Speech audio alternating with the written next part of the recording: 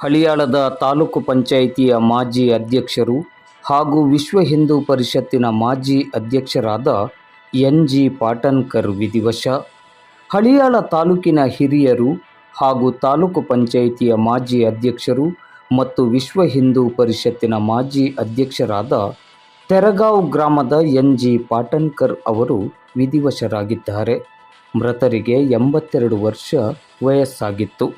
ಎನ್.ಜಿ. ಪಾಟನ್ಕರ್ ಅವರು ಹಳಿಯಾಳ ತಾಲೂಕಿನ ರಾಜಕೀಯ, ಸಾಮಾಜಿಕ, ಧಾರ್ಮಿಕ, ಆರ್ಥಿಕ, ಸಹಕಾರಿ ಕ್ಷೇತ್ರದಲ್ಲಿ ಅನುಪಮ ಸೇವೆಯನ್ನು ಸಲ್ಲಿಸಿ ತನ್ನದೇ ಆದ ಛಾಪನ್ನು ಮೂಡಿಸಿದ್ದರು.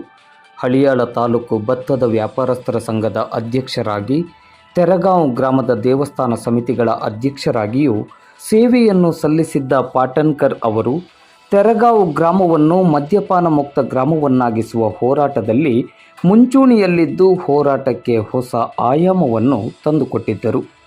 ಹಲವು ವರ್ಷ ಹಳಿಯಾಳ ತಾಲೂಕು ವಿಶ್ವ ಹಿಂದೂ ಪರಿಷತ್ತಿನ ಅಧ್ಯಕ್ಷರಾಗಿ ಧರ್ಮ ಸಂಘಟನೆ, ಧರ್ಮ ಜಾಗೃತಿ ಕೈಂಕರ್ಯದಲ್ಲಿ ಪ್ರಾಮಾಣಿಕವಾಗಿ ತಮ್ಮನ್ನು ತಾವು ತೊಡಗಿಸಿಕೊಂಡಿದ್ದರು. ಹಳಿಯಾಳ ತಾಲೂಕಿನ ಹಿಂದೂ ಜನಜಾಗೃತಿ ಸಮಿತಿಯ ಪ್ರತಿಯೊಂದು ಕಾರ್ಯಚಟುವಟಿಕೆಗಳಲ್ಲಿಯೂ ತಮ್ಮನ್ನು ತಾವು ನಿಷ್ಠೆಯಿಂದ ತೊಡಗಿಸಿಕೊಂಡಿದ್ದರು.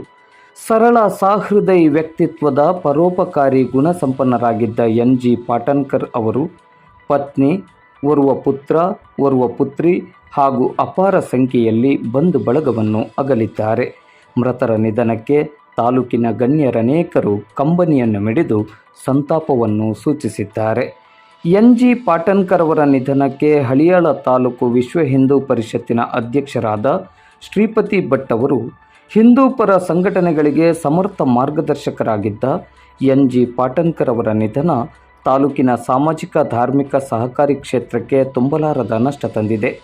ಸಂಕಷ್ಟದಲ್ಲಿರುವವರ ಸಮಸ್ಯೆಗಳಿಗೆ ತಡವರಿಯದೆ ಸ್ಪಂದಿಸುವ ಅವರ ಗುಣ ಸದಾ ಅಮರ.